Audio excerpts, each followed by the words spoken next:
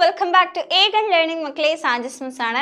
അപ്പോൾ മിസ് ഇന്ന് വന്നിരിക്കുന്നത് കെമിസ്ട്രിയിലെ ഇമ്പോർട്ടൻറ്റ് ആൻഡ് മക്കൾ എപ്പോഴും ഡിഫിക്കൽട്ടാണ്, ടഫാണ് എന്ന് പറയുന്ന ടോപ്പിക്കുമായിട്ടാണ്. അതായത് ബാലൻസിങ് ഓഫ് കെമിക്കൽ ഇക്വേഷൻ, രാസസമവാക്യങ്ങളെ സമീകരിക്കൽ. നമ്മുടെ കെമിസ്ട്രിയിലെ സെക്കൻഡ് ചാപ്റ്ററായ ബേസിക് കോൺസ്റ്റൻസ് ഓഫ് മാറ്റർ, പദാർത്ഥങ്ങളിലെ അടിസ്ഥാന ഘടകങ്ങൾ എന്ന പാഠഭാഗത്ത് വരുന്ന ഒരു ടോപ്പിക്കാണ്. ഓക്കെ, അപ്പോൾ ഈ ടോപ്പിക്ക് പഠിക്കാൻ റെഡിയല്ലേ? അപ്പോൾ ഈ ടോപ്പിക്കിൽ പോകുന്നതിന് മുന്നേ നമ്മൾ മനസ്സിലാക്കേണ്ട ഒരു കാര്യമുണ്ട്. എന്താണ് കെമിക്കൽ ഇക്വേഷൻ? എന്താണ് ഒരു രാസസമവാക്യം? ഒരു കെമിക്കൽ ഇക്വേഷൻ്റെ ഒരു കെമിക്കൽ റിയാക്ഷൻ്റെ എല്ലാ ഇൻഫർമേഷൻസും നമുക്ക് തരുന്ന ഒരു ബ്രീഫ് ഫോമാണ് കെമിക്കൽ ഇക്വേഷൻ എന്ന് പറയുന്നത്.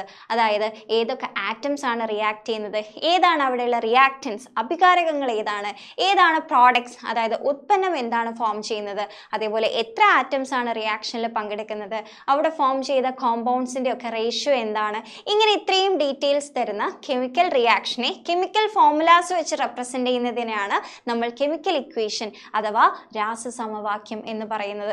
ഓക്കെ, അപ്പോൾ ഒരു എക്സാമ്പിൾ കൺസിഡർ ചെയ്യുന്ന സമയത്ത് കാർബണും ഓക്സിജനും കൂടെ റിയാക്ട് ചെയ്തിട്ട് കാർബൺ ഡയോക്സൈഡ് ഫോം ചെയ്യാണ്. അപ്പോൾ നമ്മൾ ഇതിൻ്റെ ലെഫ്റ്റ് ഹാൻഡ് സൈഡ് കൺസിഡർ ചെയ്യണം. ഓക്കെ, LHS സൈഡ് കൺസിഡർ ചെയ്യണം.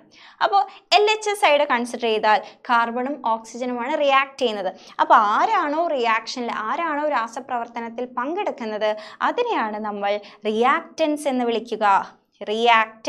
വിളിക്കും. അതായത് അഭികാരകങ്ങൾ എന്ന് വിളിക്കും. ഓക്കെ, ആൻഡ് എന്താണ് അവിടെ ഫോം ചെയ്തത് റിസൾട്ടായിട്ട്, അതിനെയാണ് നമ്മൾ പ്രോഡക്റ്റ് എന്ന് പറയുക. അതായത് റൈറ്റ് ഹാൻഡ് സൈഡ്, ഈ ആരോ മാർക്കിൻ്റെ ലെഫ്റ്റ് ഹാൻഡ് സൈഡിൽ റിയാക്റ്റൻസും അതേപോലെ റൈറ്റ് ഹാൻഡ് സൈഡിൽ എന്താണുള്ളത്, റൈറ്റ് ഹാൻഡ് സൈഡിലാണ് പ്രോഡക്ട്സ് ഉള്ളത്.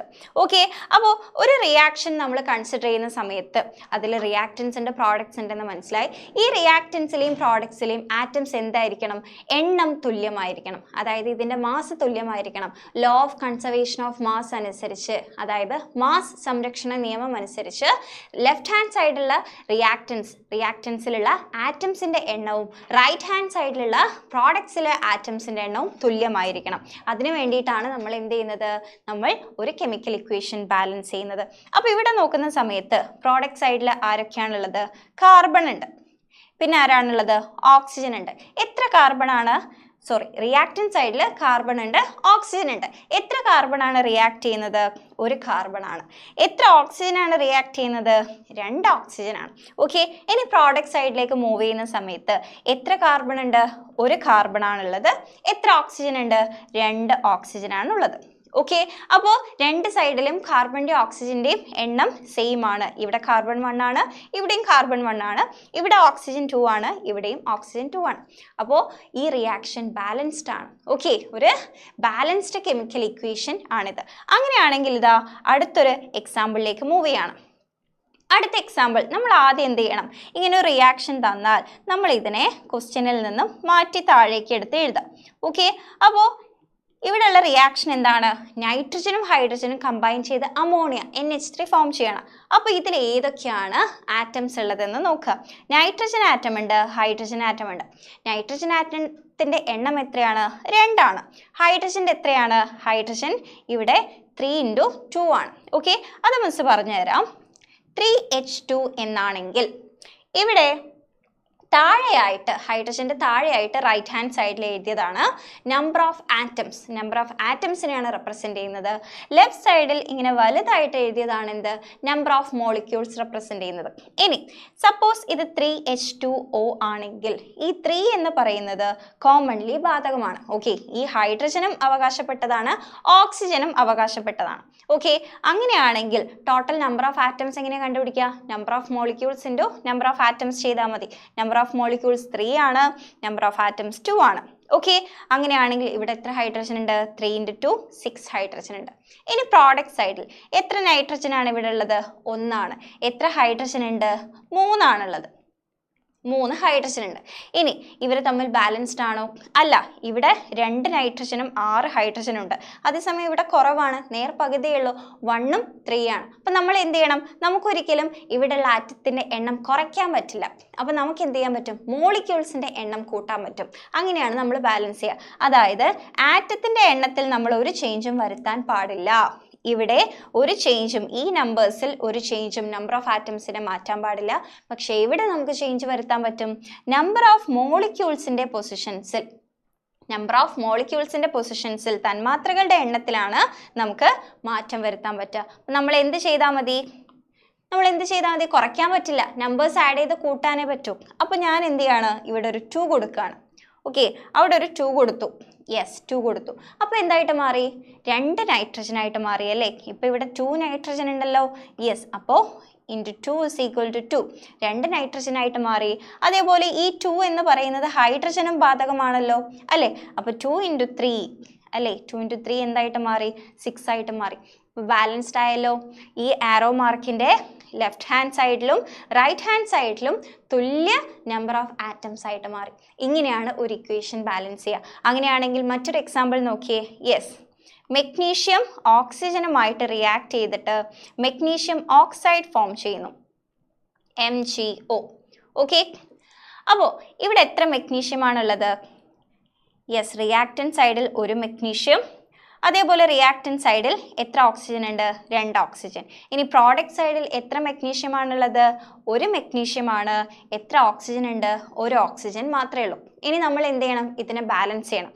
കാരണം എന്താണ്? ഇവിടെ 2 ഓക്സിജൻ ഉണ്ട്, ഇവിടെ 1 ഉള്ളൂ. നമുക്ക് ഓക്സിജൻ്റെ എണ്ണം കൂട്ടണം. ഓക്സിജൻ്റെ എണ്ണം കൂട്ടാൻ വേണ്ടി ഞാനിതാ ഇവിടെ ഒരു 2 കൊടുക്കുകയാണ്. എനിക്ക് ഇവിടെ 2 കൊടുക്കാൻ പറ്റുമോ? ഇല്ല. ഇവിടെ ഇതൊരു കോമ്പൗണ്ട് ആയതുകൊണ്ട് തന്നെ ഇതിൻ്റെ പുറത്തേ നമുക്ക് കൊടുക്കാൻ പറ്റും. അപ്പോൾ ഞാനിതാ ഇവിടെ ഒരു 2 കൊടുത്തു. ഓക്കെ, അപ്പോൾ ഈ 2 കൊടുത്ത സമയത്ത് ഓക്സിജൻ എന്തായിട്ട് മാറി? 2 ആയിട്ട് മാറി. മെഗ്നീഷ്യത്തിൽ മാറ്റമുണ്ടോ? യെസ്, മെഗ്നീഷ്യത്തിനും ആ 2 ബാധിച്ചു. മെഗ്നീഷ്യം 2 ആയിട്ട് മാറി.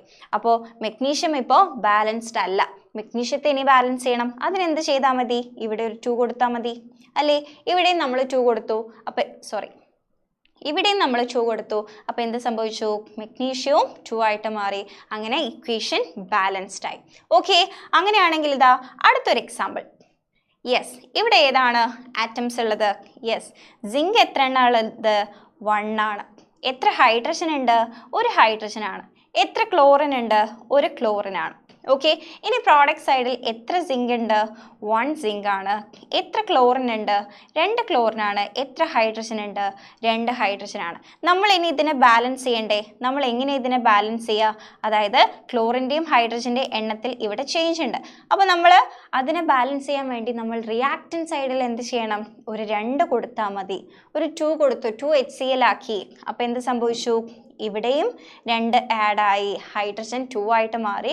ക്ലോറിനും എന്തായിട്ട് മാറി? ക്ലോറിനും 2 ആയിട്ട് മാറി. അങ്ങനെ ഇക്വേഷൻ ബാലൻസ്ഡ് ആയി. ഓക്കെ, നെക്സ്റ്റ് ഒരു എക്സാമ്പിൾ കൂടെ നമുക്ക് നോക്കാം.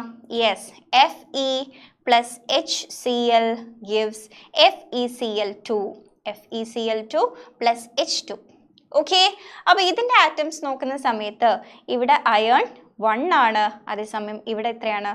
ഇവിടെയും 1 ആണ്. ഓക്കെ, അടുത്തത് ഹൈഡ്രജൻ. ഇവിടെ എത്ര ഹൈഡ്രജൻ ഉണ്ട്? 1 ഹൈഡ്രജനാണ്. ഇവിടെ എത്ര ഹൈഡ്രജൻ ഉണ്ട്? It is 2. ഓക്കെ, അടുത്തതായിട്ട് എത്ര ക്ലോറിൻ ഉണ്ട്? 1 ക്ലോറിനാണ്. റൈറ്റ് ഹാൻഡ് സൈഡിൽ എത്ര ക്ലോറിനാണ്? 2 ക്ലോറിനാണ്. ഇനി നമ്മൾ എന്ത് ചെയ്യണം? എവിടെയാണ് കുറവുള്ളത് അവിടെയാണ് നമ്മൾ ചേഞ്ച് വരുത്തേണ്ടത്.